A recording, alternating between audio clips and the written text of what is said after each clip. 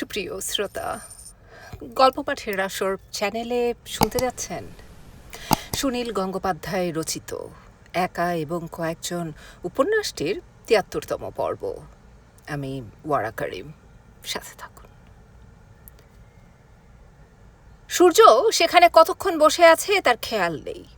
দরজা খোলা, সে খরচক্ষে চেয়ে আছে দরজার দিকে। তার মনে হচ্ছে যে কোনো সময় দরজার কাছে দীপ্তিদির চুম্বকময় শরীরখানি দেখতে পাবে। সূর্য ঘুমিয়ে পড়েছে কিনা, দীপ্তিদি কি তা দেখতে আসবে না? দীপ্তিদি যে বলেছিল সূর্যর ঘুমন্ত মুখের পাশে তার বসে থাকার খুব স্বাদ ছিল, সে কি মিথ্যে? আজ এত কাছে, সেজন্যই কি সূর্য এ ঘরে শুতে আসার জন্য সহজে রাজি হয়নি? এ বিছানায় আছে দীপ্তিদির হাতের স্পর্শ। কত অনুপল পল দণ্ড প্রহর কেটে গেল সূর্য জানে না। বাইরে ঝিমঝিম করছে রাত, কোথাও একটা শব্দ নেই। সূর্যর কানে এসে লাগছে নৈশব্দের অসহ্য শব্দ। পৃথিবীতে আর সবাই ঘুমন্ত, শুধু সে একা জেগে আছে। সবাই সব পুরনো কথা ভুলে যেতে পারে, শুধু সে পারে না। তার চোখের সামনে বারবার ভেসে উঠছে হাজরা রোডের একখানা ঘর, সেখানে সে আর দীপ্তিদি। বাইরে দাঙ্গা হাঙ্গামা। দীপ্তিদি তার বুকের মধ্যে ছটফট করতে করতে বলছিলেন, সূর্য তুমি আমাকে নাও, তুমি আমাকে নাও। তারপর মনে পড়ল যোগানন্দর কথা। সে বলেছিল, এবার সব ছেড়ে ছুড়ে দিয়ে ভালো করে বাঁচবো, বুঝলি? তোর বোনের বাড়িতে গিয়ে ভালো করে খাবো। এ সময় যোগানন্দর কথা মনে পড়ায় সূর্য নিজেই একটু অবাক হয়। যোগানন্দর মৃত মুখখানি তার চোখের সামনে ভাসে। সমস্ত মৃত সহকর্মীদের জন্য শোক অনুভব করে সে। ব্রজগোপালদা বলেছিলেন, যেভাবেই হোক বিশ্বাসঘাতক যোগানন্দকে খুঁজে বার করতেই হবে। সূর্য খুঁজে বার করেছিল, তার স্ত্রীর কাছ থেকে যোগানন্দকে ছিনিয়ে নিয়ে গিয়েছিল। যোগানন্দর সঙ্গে কি আজকের শঙ্কর বসুরও মিল নেই? সূর্য উঠে দাঁড়ালো। সে বুঝে গেছে কেউ আসবে না। এক একদিন নিস্তব্ধতার মধ্যেই বোঝা যায় এর মধ্যে কোনো সম্ভাবনা নেই। সূর্য কি এখন চলে যেতে পারে এখান থেকে? সে কি অন্যরকমভাবে বাঁচতে পারে? অন্যরকমভাবে কিভাবে বাঁচা যায় সে জানে না। এখন তার আর কিছুই মনে পড়ছে না, আর কোনো দিকে রাস্তা নেই। সূর্য পায়ে পায়ে এসে দাঁড়ালো শঙ্কর বসুর ঘরের দরজার সামনে। চোরের মতন কান পেতে শুনতে চাইল কোনো শব্দ, কিছুই নেই। এখনো সূর্য ফিরে যেতে পারে, কিন্তু তার ফিরে যাবার সাধ্য নেই। সে প্রচণ্ড জোরে ধাক্কা দিল দরজায়। ভেতর থেকে শঙ্কর বসু বললেন, কে? আমি সূর্য, দরজা খুলুন। কি চাই? শিগগির দরজা খুলুন। কি চাও এখন? যাও ঘুমোও। শিগগির দরজা খুলুন। শঙ্কর বসু ভীরু মানুষ নন। তিনি দরজা খুলে বিরক্ত মুখে দাঁড়ালেন। আগেকার সব ভদ্রতার চিহ্ন মুছে গেছে। সূর্য উঁকি দিয়ে ভেতরে দীপ্তিকে একবার দেখবার চেষ্টা করল, তৃষ্ণার্তের মতন। শঙ্করবাবু দরজা আড়াল করে কড়া গলায় জিজ্ঞেস করলেন, আবার কি হলো? একটু শান্তিতে ঘুমোতেও দেবে না? আপনি বাইরে আসুন, আপনার সঙ্গে দরকারি কথা আছে। শঙ্করবাবু এবার প্রচণ্ড এক ধমক দিয়ে বললেন, এসব কি পাগলামি হচ্ছে? তোমার সঙ্গে আমার কোনো কথা নেই, যত সব ন্যাকামি। শঙ্কর বসু ধমক দিয়ে একটু ভুল করলেন। ধমকে ভয় পাবার ছেলে তো এ নয়। সূর্য শঙ্কর বসুর হাত ধরে একটা হ্যাচকা টান দিয়ে বাইরে বার করে এনে ভয়ঙ্কর মুখ করে বলল, আপনি চলুন আমার সঙ্গে। সূর্য, বড্ড বাড়াবাড়ি হচ্ছে কিন্তু। তুমি আমার বন্ধু হিসেবে কিংবা দীপ্তির ছোট ভাই হিসেবে যতবার ইচ্ছে আমাদের বাড়িতে আসতে পারো, কিন্তু এরকম যদি করো, আমি আর কোনোদিন আসবো না। আপনাকে আমার সঙ্গে যেতে হবে। দীপ্তি উঠে এসেছেন। দুজনের মাঝখানে হাত রেখে বললেন, এ কি সূর্য, এ কি করছো? ছেড়ে দাও, আমি তোমার কাছে ক্ষমা চাইছি। সূর্য তার সেই অস্বাভাবিক হিংস্র মুখটা দীপ্তিকে দেখিয়ে বলল, তুমি এর মধ্যে এসো না, তোমার সঙ্গে আর আমার কোনো দরকার নেই, কিন্তু আমি একেও এখানে থাকতে দেব না। শঙ্করবাবু ঠোঁট বেঁকিয়ে বললেন, এ তো একেবারে পাগল হয়ে গেছে, এখন একে আটকে রাখা ছাড়া। সূর্য শঙ্করবাবুর কথা শেষ করতে দিল না। তার হাত ধরে হিড় হিড় করে টেনে দৌড় দিয়ে সোজা নিয়ে এলো বাইরে। দীপ্তি চেঁচিয়ে উঠলেন, রামরতন, রামরতন! তারপর নিজেই মুখে হাত চাপা দিলেন। তিনিও ছুটে এলেন বাইরে। সূর্য ততক্ষণে শঙ্করবাবুকে নিয়ে মাঠে নেমে পড়েছে। শঙ্করবাবু প্রাণপণে চেঁচাচ্ছেন, ছেড়ে দাও, ছেড়ে দাও! কিন্তু দুর্বল মানুষ না হলেও সূর্যর গায়ে এখন অসুরের মতন শক্তি। সে শঙ্করবাবুকে কোথায় নিয়ে যাবে জানে না, নিজে কোথায় যাবে তাও জানে না। শুধু জানে দীপ্তিদির কাছ থেকে এই লোকটাকে দূরে সরিয়ে নিয়ে যেতেই হবে। সে দূরে সরে যাবে, এই লোকটাকেও এখানে রেখে যেতে পারবে না। সে একা সব কিছু ছাড়বে কেন? হ্যাঁ, সেপাই শান্ত্রীরা জেগে উঠেছে, সূর্যের ভ্রুক্ষেপ নেই। শঙ্করবাবু হাঁপাতে হাঁপাতে বললেন, তুমি কি আমাকে মেরে ফেলতে চাও? সূর্য বলল, চুপ, আমি যদি গ্রামে গিয়ে মাটি কোপাবার কাজ করি, আপনাকেও তাই করতে হবে। সে সময় রামরতন পেছন থেকে জাপটে ধরল সূর্যকে। সূর্য যন্ত্র মানুষের মতন প্রচণ্ড ধাক্কায় তাকে ছুঁড়ে ফেলে দিল মাটিতে। রামরতন এত জোরে আছড়ে পড়ল যে তার নাকটা ঘষতে গিয়ে রক্ত বেরুতে লাগলো গল গল করে। নিজের রক্ত দর্শনে রামরতন দিশেহারা হয়ে যায়। সেই অবসরে একটু আলগা পেয়ে শঙ্কর বসু ছুটতে লাগলেন ফুলবাগানের দিকে। সূর্য বাঘের মতন তাড়া করে গেল তার দিকে। ফুলবাগান লণ্ডভণ্ড করে সে যখন শঙ্কর বসুকে প্রায় ধরে ফেলেছে, তিনি মাটিতে বসে পড়ে চিৎকার করলেন, মেরো না, আমাকে মেরো না! ভয়ে তার মুখ সম্পূর্ণ ব্যক্তিত্বহীন। রামরতনের প্রথম গুলি সূর্যের পিঠে লাগলো, কিন্তু সূর্য যেন টেরই পায়নি।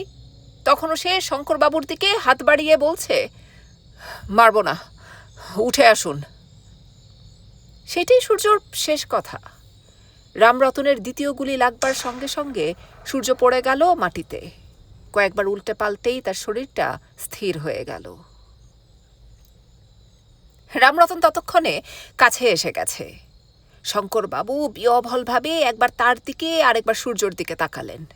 তারপর ঠাস করে রামরতনের গালে এক থাপ্পড় মেরে বললেন, উল্লোকে কি করলি? দীপ্তি ছুটতে ছুটতে এসে বললেন, সূর্য গুলি করেছে, তোমার লেগেছে? শঙ্করবাবু বললেন, না, এই দেখো।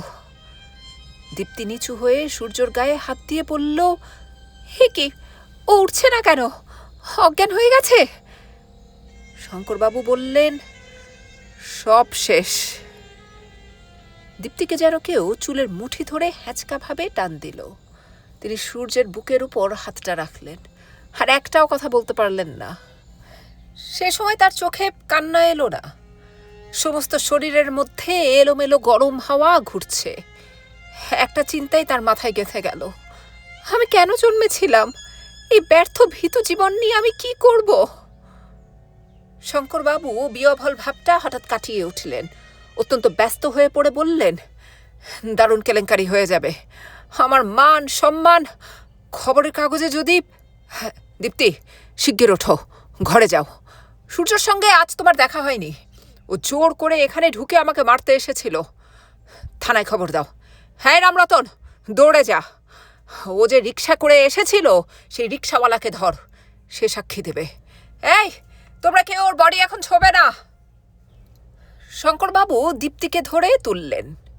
তারপর সান্ত্বনা দেবার জন্য বললেন, ছেলেটা একেবারে পাগল হয়ে গিয়েছিল। চলো, তুমি শুয়ে পড়বে, চলো। তোমার যতটা কষ্ট হচ্ছে আমারও তার চেয়ে কম নয়। দীপ্তিকে ধরে ধরে তিনি নিয়ে গেলেন ভেতরে। কয়েকটা ফুল গাছ দলিত করে সূর্যর দেহটা পড়ে রইল সেখানে। রক্তের গন্ধ পেয়ে একটা কুকুর কাছাকাছি আসবার চেষ্টা করছিল। দুজন সেপাই সেটাকে তাড়াচ্ছে। দূরে একটা রাতচরা পাখি হঠাৎ অলৌকিকভাবে ডেকে ওঠে। আরও দূরে শোনা যায় একটি শিশুর কান্না। হাওয়ায় বড় বড় গাছগুলি থেকে টুপটাপ করে পাতা ঝরে।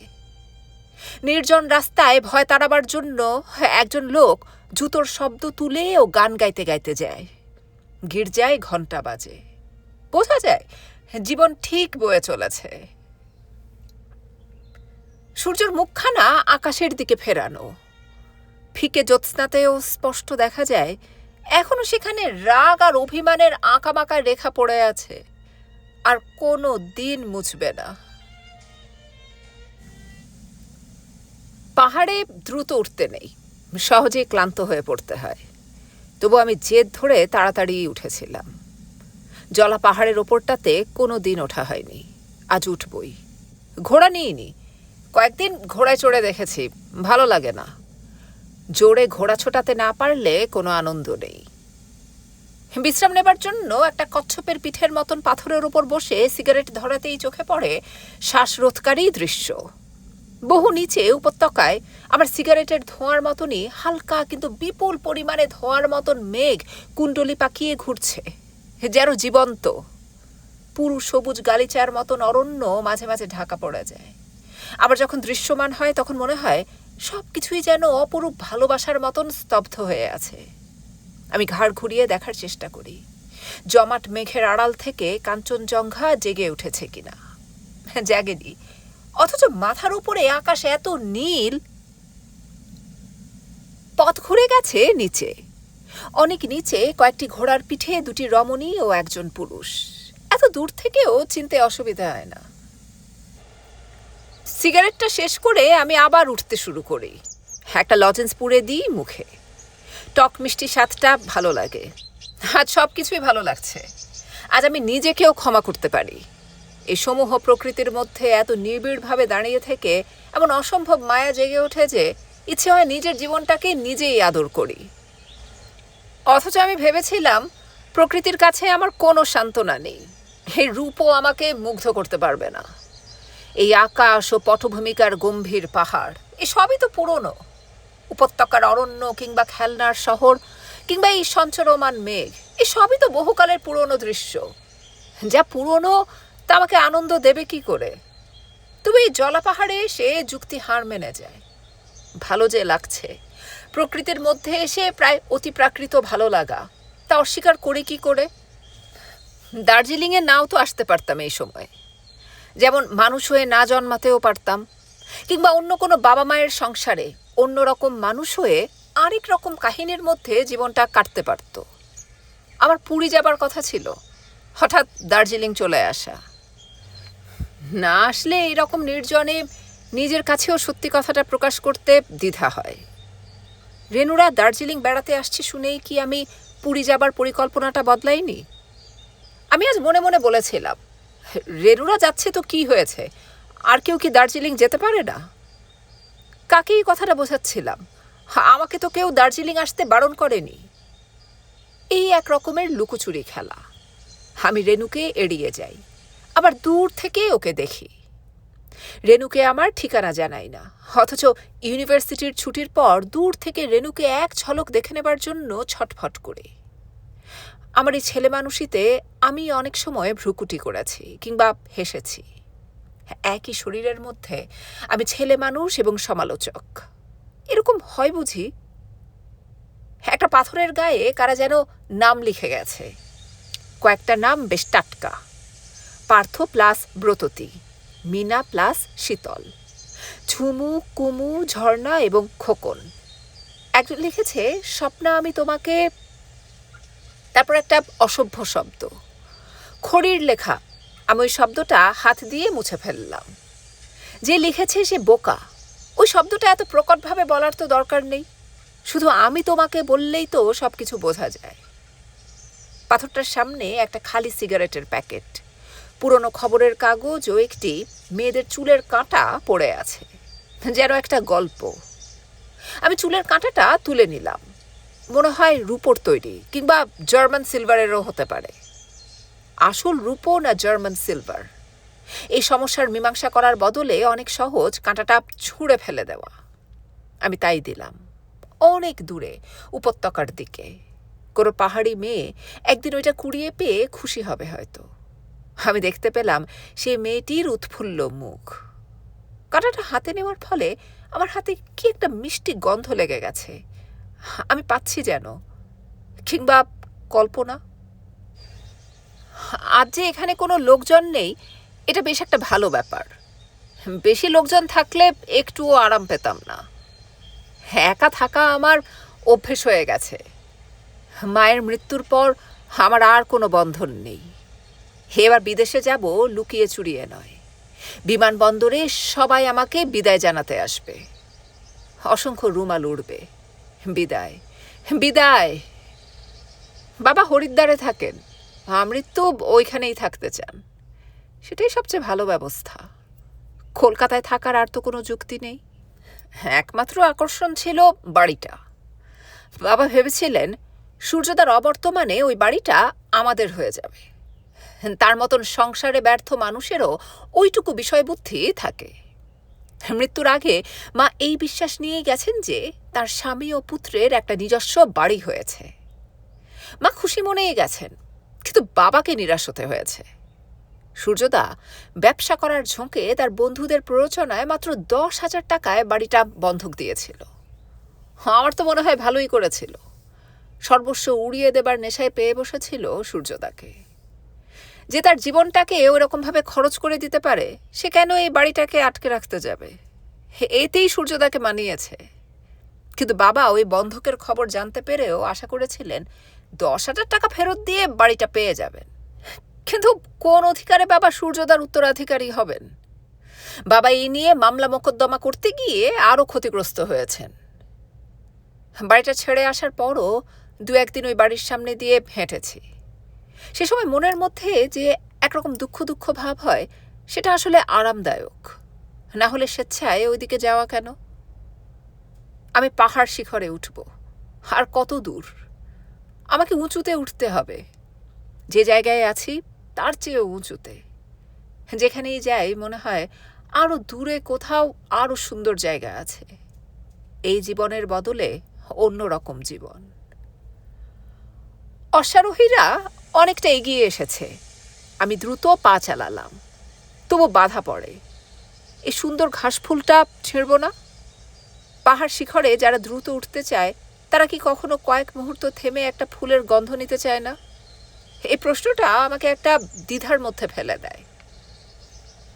সেখানে সেই ফুলটার সামনে দাঁড়াতেই অকস্মাৎ মনে হয়, এত নির্জন জায়গায় আমি জীবনে কখনো আসিনি। এই পাহাড়, আকাশ, মেঘরাশি ও অরণ্য কি অদ্ভুত নিস্তব্ধতা হয়ে আছে। দূরের শহরের কোনো আওয়াজ এখানে এসে পৌঁছচ্ছে না। এখানে আমাকে কেউ দেখছে না। এখানে ক্ষমা চাওয়া যায়। আমি হাত জোড় করে বললাম, হে 10 দিক, আমি ক্ষমা চাইছি। হে 10 দিক, আমাকে ক্ষমা করো। কিসের জন্য ক্ষমা? আমি তো কোনো অন্যায় করিনি। দোষ না করলে বুঝি ক্ষমা চাওয়া যায় না?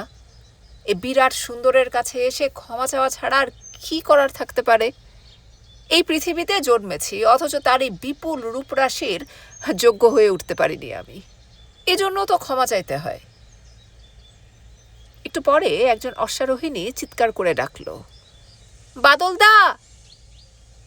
আমার প্রথম ইচ্ছে হলো সাড়া না দিয়ে তরতর করে আরো ওপরের দিকে উঠে যাই, কিংবা লুকিয়ে পড়ি। এখানে লুকোবার অনেক জায়গা আছে। তবু আমি তৎক্ষণাৎ পেছন ফিরে সাড়া দিলাম, এই যে। বোধহয় শুনতে পাইনি, আবার ডাকলো, বাদলদা! আমি আরো জোরে বললাম, রেনু, আমি দাঁড়িয়ে আছি, আয়। আমি দাঁড়িয়ে পড়েছি ঠিকই, তবু আমার চিত্ত খুব চঞ্চল হয়ে উঠতে লাগলো, যেন এটা ঠিক সেই জায়গা নয় যেখানে দাঁড়িয়ে সত্যের সম্মুখীন হওয়া যায়। এখনো লুকিয়ে পড়ার সময় আছে। অংশুর স্ত্রী আর রেনু আমার কাছাকাছি এসে পৌঁছলো অল্পক্ষণের মধ্যেই। আমি ছুটে গিয়ে সহিসের মতন রেনুর ঘোড়ার জিন ধরে থামালাম। অংশু বলল, কিরে বাদলা, এখানে একা একা কি করছিস? পদ্য লিখছিস? আমি বললাম, তোরা কবে এসেছিস রে অংশু? এটা মিথ্যে কথা। রেনুরা কবে দার্জিলিংয়ে এসেছে আর কোথায় উঠেছে সবই আমি জানি। তবে এরকম মিথ্যে কথা মুখ দিয়ে বেরিয়ে যায়। অংশু বলল, লাস্ট শনিবার। তুই কোথায় উঠেছিস? রেনু বলল, তোমাকে তো আমরা অনেক আগেই দেখতে পেয়েছি, কতক্ষণ ধরে ডাকছি, শুনতে পাওনি? আমি বললাম, শুনতে পেলে কি দাঁড়াতাম না? অংশুর স্ত্রী হাঁপিয়ে গেছে। এই শীতের মধ্যেও তার মুখে অল্প অল্প ঘাম। সে বলল, কি উৎকট শখ বাপু তোমাদের, শুধু শুধু এতটা ওঠার কোনো মানে হয়? আমি তাকে বললাম, অলকা, তুমি নামবে না? ঘোড়া থেকে নেমে একটু জিরিয়ে নাও। অলকা বলল, এবার ফেরো, আপনি ফিরবেন তো আমাদের সঙ্গে? না, আমি আরেকটু থাকবো। অংশু বলল, আর এখানে থেকে কি করবি? আমাদের সঙ্গে চল, আমাদের বাড়িটা দেখিসনি তো। আমি এখানে আরেকটু থাকবো, তোরাও থাক না। অলকা বলল, আমি তো বাবা আর একটুও দেরি করতে পারবো না, আমার বাচ্চা দুটোকে বাড়িতে রেখে এসেছি। অংশু তার স্ত্রীর সঙ্গে একমত। আমি জানতাম অংশু আর থাকতে চাইবে না, সেই জন্যই ওকে থাকতে বলছিলাম। রেনুর দিকে ফিরে বললাম, আমি শেষ পর্যন্ত যাব। রেনু জিজ্ঞেস করল, আমি যাব না? অংশু বলল, না না খুকি, তুই চল আমাদের সঙ্গে, আবার আরেকদিন আসা যাবে এখন। আমি বললাম, অংশু তোরা যাব, আমি রেনুকে পৌঁছে দেব। রেনু বলল, আমিও শেষ পর্যন্ত না গিয়ে ফিরব না। অংশু রেনুর দাদা হলেও সে রেনুকে ভয় পায়। রেনুর জেদকে সবাই ভয় পায়। রেনুকে জোর করে কোনো কথা কেউ বলতে পারে না। অংশু অপ্রসন্নভাবে আমার দিকে তাকালো, কিন্তু ও জানে আমাকে নিবৃত্ত করার চেষ্টা করেও কোনো লাভ নেই। সেই জন্য রেনুকে বলল, বেশি দেরি করিস না কিন্তু। ওরা ফিরে গেল। রেনুর ঘোড়াটাও দিয়ে দিলাম ওদের সঙ্গে। নিচে নামবার জন্য বেশি পরিশ্রম নেই। ওরা দৃষ্টির আড়াল না হওয়া পর্যন্ত দাঁড়িয়ে রইলাম সেইখানে। তারপর বললাম, চল। কয়েকবার নিঃশব্দে হাঁটার পর রেনু জিজ্ঞেস করল, তুমি কেমন আছো? ভালো, আর তুই? ভালো। এখনো রাগ আছে? কিসের রাগ? রাগ নেই? আমার কিন্তু এখনো খুব রাগ আছে তোমার উপরে। তুমি এরকম অদ্ভুত হয়ে যাচ্ছ কেন? আমার মোটেই এসব পছন্দ হয় না। তাহলে এলি কেন আমার সঙ্গে? এখনো ফিরে যেতে পারিস। আমি ফিরে যাব? যেতে পারিস, আমি খানিকটা রাস্তা এগিয়ে দেব। তুমি আমাকে আর চাও না? এ কথার মানে কি? আমাকে তোমার আর ভালো লাগে না? রেনু, এরকম প্রশ্ন আমাকে করা চলে না।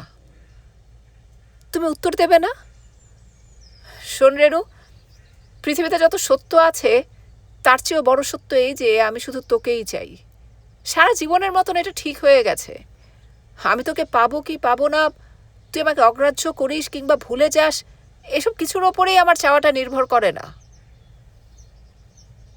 তাহলে আমার সঙ্গে এরকম ব্যবহার করছো কেন 1 বছর ধরে?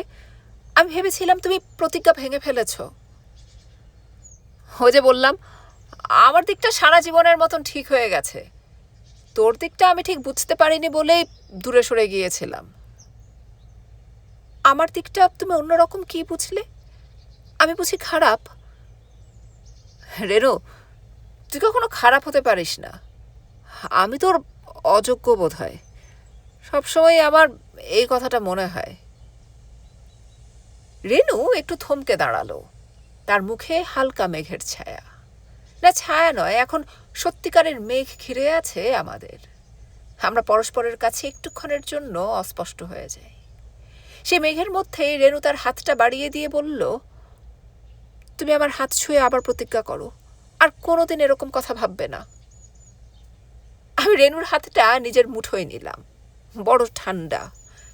জিজ্ঞেস করলাম, তোর শীত করছে? রেনু মাথা ঝাঁকিয়ে বলল, না। রেনুর শরীরের উপরে একটা লাল রঙের স্টোল, আমার গায়ে ওভারকোট, সেই প্রভাস জামাইবাবুর যে কোটটা নিয়ে আমার বিদেশ যাবার কথা ছিল সেইটা। আমি কোটের বোতামগুলো খুলতে লাগলাম। রেনু বলল, আমরা অনেকক্ষণ ধরে তোমাকে ডাকছি, তুমি সাড়া দাওনি। তুমি যদি শেষ পর্যন্ত সাড়া না দিতে কিংবা কোথাও লুকিয়ে পড়তে, তাহলে সারা জীবনে আর কখনো আমার মুখ দেখতে পেতে না। কেন দেখতে পেতাম না কেন? তুমি আমার মুখের দিকে তাকিয়ে কথা বলো, অন্যদিকে মুখ ফিরিয়ে আছো কেন? একটু আগে আমি বললাম যে পৃথিবীর সব সত্যের চেয়েও বড় সত্য এই যে আমি রেনুকে চাই। তবু আমি রেনুর কাছ থেকে পালাতে চাইছিলাম, এটাও ঠিক। এবং এখন আমি তাকে মিথ্যে কথা বলছি। আমি মুখে হাত দিয়ে চোখ দুটো ভালো করে রগড়ে নিলাম। দেখতে চাইলাম যেন এখানে আমি দাঁড়িয়ে আছি কিংবা অন্য কেউ। মেঘটা সরে গেছে। ঝট করে এক ফালি রোদ এসে গায়ে পড়ল। কাঞ্চনজঙ্ঘার সামনেকার জমাট মেঘও পাতলা হতে শুরু করেছে। মুহূর্তে মুহূর্তে এই মেঘ ও রৌদ্রের খেলাটাই বড় মজার। আমি কোটটা ফাঁক করে বললাম, এটা বেশ ঢলঢলে আছে, তুই এর মধ্যে চলে আয়, তাহলে আর শীত করবে না। রেনু বলল, ওই তো আমরা সবচেয়ে উঁচু জায়গাটার প্রায় কাছাকাছি চলে এসেছি, চলো ওই পর্যন্ত আগে যাই। রেনুর হাত ধরে আমি ছুটতে ছুটতে চলে এলাম সেখানে। এখন আমাদের নিঃশ্বাসের সঙ্গেও ধোঁয়া বেরোচ্ছে। কত উচ্চতা এখানে? 7,000 কি 7,500 ফিট? তবু মনে হচ্ছে যেন আমরা পৃথিবীর সবচেয়ে উঁচু জায়গায় এসে দাঁড়িয়েছি। সমস্ত দুনিয়াটা আমাদের পদানত। রেনু শীতে রীতিমতন কাঁপছে। আমি ওকে নিয়ে এলাম আমার কোটের মধ্যে। পকেটে হাত দিয়েও থেমে গিয়ে জিজ্ঞেস করলাম, রেনু, আর একটা সিগারেট খেতে পারি? ঠিক যেন সেই কলেজ জীবনের মতন আমি রেনুর সামনে সিগারেট খেতে ভয় পাচ্ছি। রেনুও সেটা বুঝতে পেরে একটু হাসল। তারপর বলল, আচ্ছা খাও। আমি সিগারেটটা ধরিয়ে ধোঁয়া ছড়িয়ে দিলাম রেনুর চুলের মধ্যে। আস্তে আস্তে ধোঁয়াগুলো ওর গুচ্ছ গুচ্ছ চুল ভেদ করে বেরুচ্ছে। রেনু জিজ্ঞেস করল, চুলে গন্ধ হয়ে যাবে না? আমি বললাম, হোক। পুনরায় ধোঁয়া ছেড়ে আমি বললাম, এই 1 বছর তোর কাছ থেকে পালিয়ে পালিয়ে বেরিয়ে খুব ভালো করেছি, তাই তো এত সুন্দর জায়গায় তোকে ফিরে পেলাম। ফিরে পাওয়ার কথাটা খুব হালকা শোনায়, যেন এটা ঠিক আমার ভাষা নয়। আমি একটু লজ্জিতভাবে আবার বলি, তোকে এত কাছে পেলাম। আমার মা তোমাকে বকেছিলেন, তাই না? সে কিছু না, মাসিমা আমাকে ভালোবাসেন, শুধু ওর মনে একটু ভয় ঢুকেছিল। তুমি কেন আমাকে বলনি? সেজন্যই তুমি আমাদের বাড়িতে আর আসতে না। আমি টেলিফোন করলে কিংবা তোমাদের বাড়িতে গেলে তুমি আমাকে এড়িয়ে গেছো। তুমি আমাকে অনেক কিছুই বলনি। আমি ফিসফিস করে বললাম, রেনু, সূর্যদার মৃত্যুর জন্য আমি দায়ী নই। রেনু চমকে উঠল। আমার মুখটা জোর করে তুলে ঠোঁটে আঙুল ছুঁয়ে পড়ল, ও কথা আর একবারও উচ্চারণ করো না। আমি ওর আঙুলটা সরিয়ে দিয়ে বললাম, না, বলতে হবে। তুই ভেবেছিলি? রেনু আমাকে বাধা দিয়ে বলল, আমি ভুল ভেবেছিলাম, তুমি আমাকে শুধরে দিতে পারোনি, একটা কথাও না বলে চলে গেছো। সূর্যদার আকস্মিক মৃত্যুর কথা শুনে রেনু এমন আঘাত পেয়েছিল যে আমাকে বলে উঠেছিল, তুমি কেন সূর্যদাকে দীপ্তিদিদের সন্ধান দিলে? ওখানে যদি ও না যেত। রেনু সত্যিই ভুল করেছিল।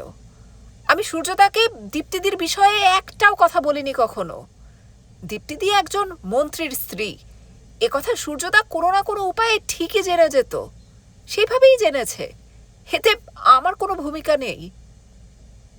তবু একটা সূক্ষ্ম অপরাধ বোধ আমাকে সব সময় খোঁচা দিয়েছে। আমি সূর্যদাকে মুখে কিছু না বললেও মনে মনে অন্তত একবার ভেবেছিলাম সূর্যদাকে আমিই বলে দেব দীপ্তিদির কথা। সে সময় আমার মাথার ঠিক ছিল না। বাড়িতে অশান্তি, মায়ের অসুখ, অনিচ্ছুক চাকরি জীবন, তার উপরে আবার রেনুর মা আমাকে ডেকে বারণ করে দিয়েছিলেন রেনুর সঙ্গে মিশতে। তখন আমার মনে হয়েছিল সবাই সব কিছু কেড়ে নিচ্ছে আমার কাছ থেকে। তার উপর সূর্যদার মতি পরিবর্তনের জন্য রেনু এগিয়ে গেল, সূর্যদার গায়ে হাত রাখল। তখন আমার সব রাগ গিয়ে পড়েছিল সূর্যদার উপরে। আমি ভেবেছিলাম যে খবরের কাগজে দীপ্তিদি আর শঙ্কর বোসের ছবি বেরিয়েছে, সে কাগজখানা সূর্যদার সামনে ছুঁড়ে দিয়ে বলবো, এই নাও, এই দেখো তোমার নিয়তি। শুধু আমি একা কষ্ট পাবো কেন, সূর্যদাও পাক। কিন্তু কাগজটা আমি দিইনি শেষ পর্যন্ত, ছিঁড়ে ফেলেছিলাম। তবু যে মনে এসেছিল সেই কথাটা, রেনু বোধহয় আমার মুখ দেখে সেটা পড়ে ফেলেছিল। এজন্য রেনুর অভিযোগ শোনার পর অনেক দিন আমি নিজেকে দায়ী করেছিলাম। চিন্তারও তো একটা পাপ আছে। কিন্তু আজ এই প্রকৃতি ও রেনুর কাছে এসে মুহূর্তে আমার উপলব্ধি হয় যে শুধু একটা চিন্তার জন্য মানুষ মরে না। তাছাড়া মৃতদের থেকে জীবিতরা অনেক বেশি মনোযোগের যোগ্য। রেনু আমার অন্য মানুষক মুখখানা নিজের করতলে নেয়, তারপর বলে, এবার আমি তোমার বুকে একটু মাথা রাখি। আমার একটু লজ্জা করে, আমি ওকে সামান্য বাধা দিতে চাই। রেনু বলল, আমার থিয়েটার করা তোমার পছন্দ হয়নি। সে কথা তখন বলনি কেন? বারণ করলে কি আমি যেতাম? তুমি কেন নিজেকে লুকাও? আমি রেনুর বুকে হাত রাখলাম, যেন প্রতিজ্ঞা করছি কিছু একটা। তো মনে হয় মাঝখানে একটা দেওয়াল উঠে গেল। রেনু এখনো অনেক দূরে, ওর কাছেও আমি সব কথা বলতে পারি না। সত্যি নিজেকে লুকোতে হয় কেন? হঠাৎ ঝিরঝির করে বৃষ্টি নামলো। বেশ তো রোদ উঠেছিল, এখন আর একটুও রোদের চিহ্ন নেই। মেঘে সব দিক ঢেকে গেছে। তবে তো এই বৃষ্টি সহজে থামবে না। যেটাকে আমি দেয়াল ভেবেছিলাম সেটা আসলে মেঘ আমাদের মাঝখানে কখন আবার এসে গেছে। রেনুর হাত ধরে আমি নিচের দিকে ছুটতে লাগলাম। রেনুরা উঠেছে বিষ্ণুদের বাড়িতে। বিষ্ণুদের কেউ অনেক কাল আর এদিকে আসে না। বাড়িটা খালি পড়ে থাকে। সে বাড়ির জানলার রঙিন কাচের দিকে তাকিয়ে হঠাৎ একটা কথা মনে পড়ে গেল। অনেক বছর আগে বিষ্ণুর সঙ্গে আমার এই বাড়িতে আসবার কথা ছিল, বাবা আসতে দেননি। পাতলা অভিমানে মনটা ভিজে যায়। সারা শরীর আগেই বৃষ্টিতে ভিজে জবজবে। রেনু বলল, বাড়ির মধ্যে আসবে না? আমি রাজি হলাম না। এক্ষুনি অংশুর সঙ্গে কথাবার্তা বলার ইচ্ছে আমার একটুও নেই। রেনুর সৌরভটা অনেকক্ষণ ধরে লালন করতে চাই। অংশু বড্ড বাজে কথা বলে। আমি বললাম, তুই আয় না আমাদের হোটেলে, আমি তোকে লুকিয়ে লুকিয়ে নিয়ে চলে যাব। রেনু উজ্জ্বল মুখে বলল, বেশ হয় তাহলে, তাই না? তোমার ঘরটা কি রাস্তার দিকে না পাহাড়ের দিকে? পাহাড়ের দিকে জানলা আছে একটা, সেখানে তোর জন্য আমি ম্যাজিকে একটা স্বর্গের দৃশ্য এনে দিতে পারি। কিন্তু আমার শাড়িটা যে একেবারে ভিজে গেছে, শাড়িটা বদলে আসবো। তুমি চলে যাও, আমি আধ ঘন্টার মধ্যে আসছি। আমাকে ঢুকতে দেবে? তোকে কেউ কখনো কোথাও আটকাতে পেরেছে? তোর কথা শোনেনি এমন কেউ আছে? রেনু হাসল, দরজায় হেলান দিয়ে বলল, একজন ছিল, না দুজন, সূর্যদা আর তুমি। তোমরা দুজনে একই রকম। সূর্যদার সঙ্গে আমার কোনো মিলই নেই। আর কেউ কখনো বলেনি এ কথা। শুধু রেনুই বলল যে আমরা দুজনে একরকম। হোটেলের ঘরে ফিরে এই কথাটাই আমার মাথায় ঘুরতে লাগলো। সূর্যদা আর আমি যদি একসঙ্গে কোনো কাজে নামতে পারতাম। আমার অনেক আশা ছিল। সূর্যদা কিছুতেই আমাকে সঙ্গে নিল না। রেনুর জন্যই সূর্যদার কথা আজ নতুন করে মনে পড়ে। সূর্যদার মৃত্যুর পর বেশ আলোড়ন হয়েছিল। একজন মন্ত্রীকে হত্যার চেষ্টায় চারদিকে বেশ সাড়া পড়ে যায়।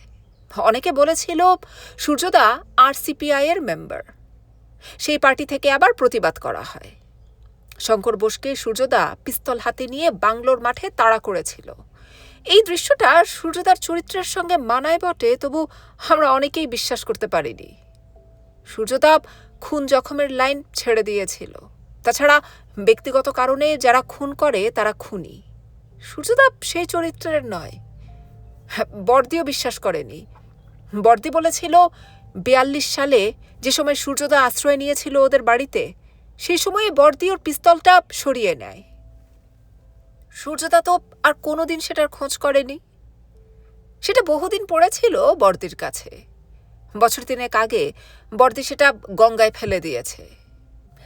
সূর্যদার মৃত্যুতে বর্দি একেবারে ভেঙে পড়েছিল। হঠাৎ বুড়ি হয়ে গেল। আমি দীপ্তিদিকেও দোষ দিতে পারি না। হঠাৎ একটা আগুনের গোলা ছুটে এলে সবাই ছুটে বাঁচবার চেষ্টা করে। দীপ্তিদিও বাঁচতে চেয়েছিলেন, কিংবা তিনি তার নিজস্ব উপায়ে বাঁচাতে চেয়েছিলেন সূর্যদাকে। যে ভালোবাসা দূরে ঠেলে দেয় তার দহন অনেক বেশি। শুনেছি দীপ্তিদিকে এখন বাইরে কোথাও পাঠিয়ে দেওয়া হয়েছে। দীপ্তিদি এখন বুঝতে পারবেন যে শুধু মৃত্যু নয়, অনেক সময় বেঁচে থাকাও কত মর্মহীন। সূর্যদার চেয়েও দীপ্তিদির জন্য আমার বেশি কষ্ট হয়। রেনু আর ৮ ঘন্টার মধ্যেই আসবে। কতক্ষণ পর সেই ৮ ঘন্টা শেষ হবে? আমি জানলার ধারে দাঁড়িয়ে রইলাম। জানলার ঠিক নিচেই পাহাড়িদের একটা বস্তি। অনেকগুলো ছেলে মেয়ে সেখানে খেলা করছে। একটা কুকুর তাদের পাশে পাশে এমনভাবে ঘুরছে যেন সে বলতে চায়, আমায় খেলায় নিচ্ছ না কেন? বৃষ্টির জল নানা ধারায় গড়িয়ে পড়ছে। রোদ উঠে গেছে আবার। অলৌকিক দৃশ্যের মতন জেগে ওঠে দূরের পাহাড়। রেললাইন ঝকঝক করছে। দুটি তরুণী মেয়ে ঠিক লাইনের উপর দিয়ে হেঁটে হেঁটে আসছে। মুখে তারা শব্দ করছে, ঝিকঝিক ঝিকঝিক। হঠাৎ মনে পড়ল, মৃত্যুর আগে বড়বাবু বলেছিলেন, দেখে গেলাম। একটা বিরাট বৈচিত্র্যময় জীবন কাটিয়ে এসে তিনি শেষ মুহূর্তে উচ্চারণ করেছিলেন তার উপলব্ধি। জানলার ধারে দাঁড়িয়ে রেনুর জন্য অপেক্ষা করতে করতে আমার মনে হয় বড়বাবু ঠিকই বলেছিলেন, দেখে যাওয়া ছাড়া আর কি।